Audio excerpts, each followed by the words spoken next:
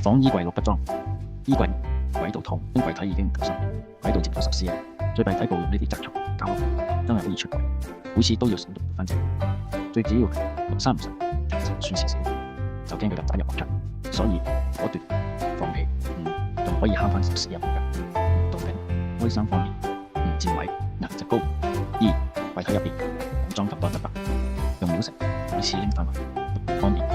改造上下層，衫掛高，拎衫咁方便。記住千祈唔好中間要連埋層板，太多都可以上。一定要用格掛啲靚牆。記住高度最少要1，再長嘅裙大褸都呢個高度可以公物。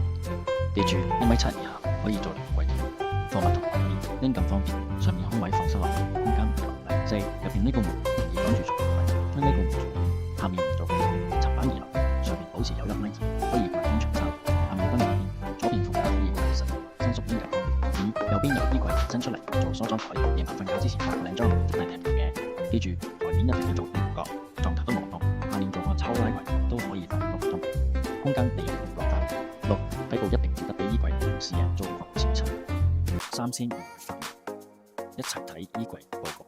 最後裝修想揾又實用嘅設計，千祈唔好亂咁上網揾，大多數都唔實用。